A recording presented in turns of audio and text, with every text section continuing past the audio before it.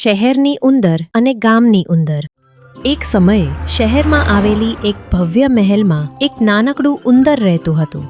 એક સવારે તેને તેના કઝિન પાસેથી પત્ર મળ્યો. પ્રિય ભાઈ, અમારી પ્રથમ મુલાકાતથી 1 વર્ષ વીતી ગયું છે. શું તમે તમારી રજાઓ ગ્રામ્ય વિસ્તારવા ઈચ્છો છો? વાહ, ચાલો ગામડે જઈએ. પોતાના બેગ પેક કર્યા પછી શહેરી ઉંદર ગ્રામ્ય વિસ્તાર તરફ જતી ટ્રેનમાં ચડી ગયો. શહેરની ઉંદર અંતે લાંબી અને મુશ્કેલ રેલ મુસાફરી બાદ ગ્રામ્ય વિસ્તારમાં પહોંચી. ઉફ, આ જગ્યાની ગંધ બહુ જ ભયાનક છે. હું ટૂંક સમયમાં મારા કઝિનનું ઘર શોધી કાઢીશ. લાંબી અને થાકી દેતી ચાલ્યા પછી શહેરી ઉંદર અંતે તેના કઝિનના ખેતરે પહોંચ્યો. ગામડાનો ઉંદરણે ઝાડની અંદર પોતાનું ઘર બનાવ્યું હતું. અહીં જ તે રહેતો હતો. મારો કઝિન એટલી ખરાબ પરિસ્થિતિમાં કેવી રીતે જીવે છે, મને હજી પણ સમજાતું નથી. શહેરની ઉંદરીએ દરવાજા પર ખટખટાવ્યું.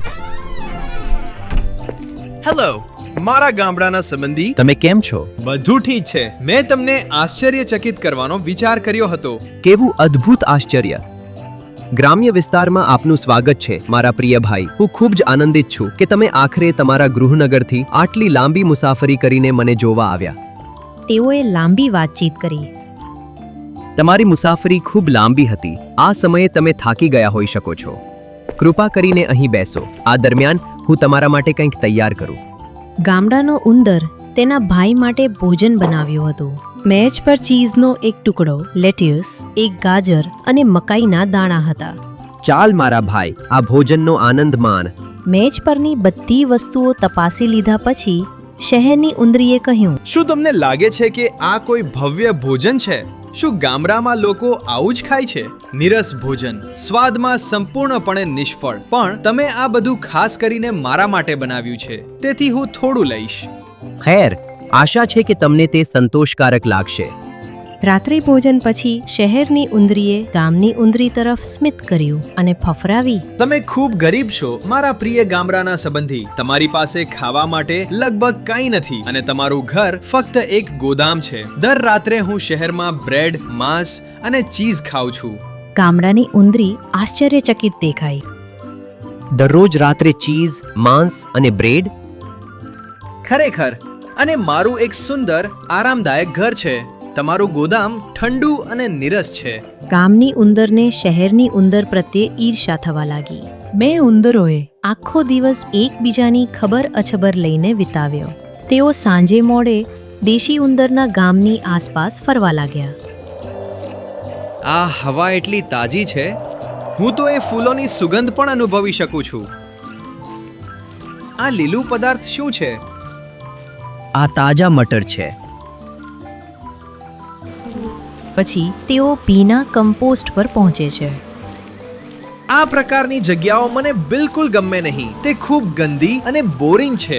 મારી જીવનશૈલી તમને બતાવવા માટે હું ઈચ્છું છું કે તમે શહેરમાં મારી સાથે થોડા દિવસો વિતાવો. હું તમને ચીઝ, સ્પેગેટી, બદામ અને એવી બીજી વસ્તુઓ ખવડાવું. તે અદ્ભુત લાગે છે. હું ખાતરીપૂર્વક છું કે તમે ખૂબ ઉત્સાહિત થશો. આગામી સવારે હવે મને જવું પડશે. આભાર, મને ખૂબ મજા આવી. તમારી મુલાકાત માટે આભાર. હું આગામી વખતે તમારી મુલાકાતે આવવા માટે આતુર છું. મને ખૂબ આનંદ થશે. હું ખૂબ ઈચ્છું છું કે તમે ટૂંક સમયમાં અહીં આવો. હું જરૂર કરીશ. અલવિદા. સારા રહો. ઠીક છે. તેઓએ અલવિદા કહ્યાની તરત જ ગામડાનો ઉંદર યાત્રા માટે પોતાના સામાન પેક કરવા લાગ્યો. વાહ, હું ખૂબ ઉત્સાહિત છું. આખરે હું શહેર જોઈશ. અને આ રીતે તેની સાહસ શરૂ થઈ. થકાવનારી મુસાફરી બાદ તે શહેરમાં પહોંચ્યો. એવા ઊંચા ગગનચુંબી ઇમારતો, ચમકતી કારો અને સ્વાદિષ્ટ ભોજન હું માણવાનો છું. હું આ શહેર સાથે પ્રેમમાં છું.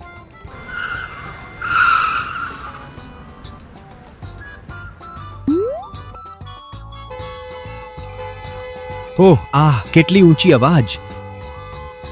તેની મુસાફરી પછી તે શહેરની ઉંદરની રહેઠાણમાં પહોંચી ગયો. સ્વાગત છે ગામમાંથી આવેલા મારા પ્રિય સંબંધી. મારા ઘરમાં આપનું સ્વાગત છે. શહેરની ઉંદરીએ ગામની ઉંદરીને ઘરમાં લઈ ગઈ. તેઓ થોડીવાર માટે બોલ્યા. જ્યારે ઘરના નોકરોએ મેચ સજાવ્યો ત્યારે શહેરની ઉંદરીએ તેની સુગંધ લીધી અને કહ્યું, ભાઈ ભોજન તૈયાર છે, ચાલો જમીએ. ગામની ઉંદર એ ખોરાક ખાવા માટે ખૂબ ઉત્સાહિત હતી. ભાઈ પોતાની જરૂરિયાત મુજબ લઈ લો. ચીઝ, દૂધ, pasta, cake, peanut butter, bread અને ફળો બધા ઉપલબ્ધ છે. ખૂબ ખૂબ આભાર. તમારું જીવનશૈલી અદ્ભુત છે. મને લાગે છે કે હું અહીં તમારી સાથે રહીશ. અને જ્યારે તેઓ ખાવાનું શરૂ કરતા ત્યારે પ્રવેશ દ્વાર ફાટી પડ્યું અને માલિક અંદર પ્રવેશી ગયો. ઘૃણાસ્પદ ગંદા ઉંદરો, તમે ફરીથી મારું રાત્રિ ભોજન બગાડી દીધું. દૂર ભાગો. શું? ઘર માલિક આવી ગયો, જલ્દી દોડી જાઓ. તેમને પકડી લો. ઉંદરોને પકડી લો. તમારા કર્મો માટે તમારે ભરવું પડશે. તમે ગંદા ઉંદરો, દૂર થાઓ. ઝડપથી આવો, ચાલો છુપાઈએ. બહાર નીકળો. શહેરની ઉંદરી ખૂબ જ શર્મિંદગી અનુભવી. ચિંતા ના કર મિત્ર, જ્યારે તે નજરથી દૂર થઈ જશે ત્યારે અમે ખાવાનું પૂરું કરીશું. ઘરમાં થોડી આરામ લીધા પછી તેઓએ ટેબલ સાફ થાય ત્યાં સુધી ફરવા માટે નીકળવાનું નક્કી કર્યું. હું તમને એવી જગ્યાએ લઈ જઈ જ્યાં અનેક સ્વાદિષ્ટ વાનગીઓ તમારું રાહ જોઈ રહી છે. શું તે ક્યાં છે? તે એક પ્રતિષ્ઠિત ડિપાર્ટમેન્ટ સ્ટોર છે.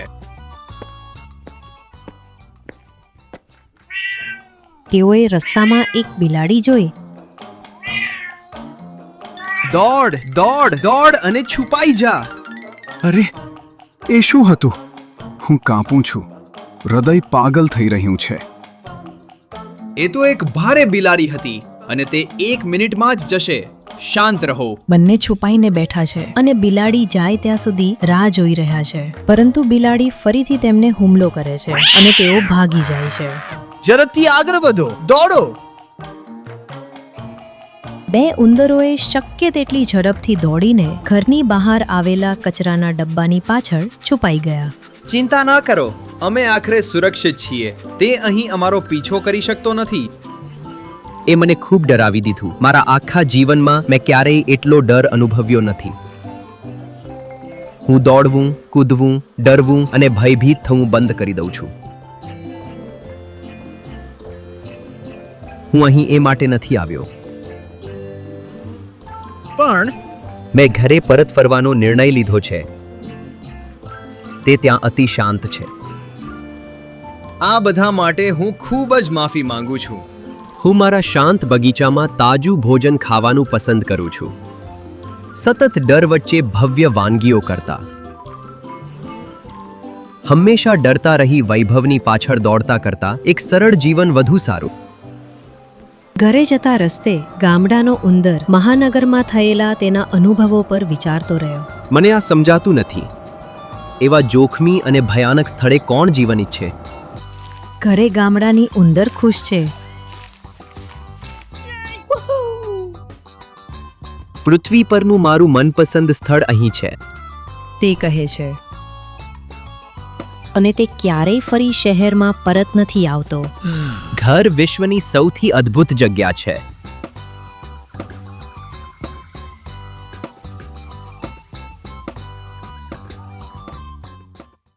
અંત.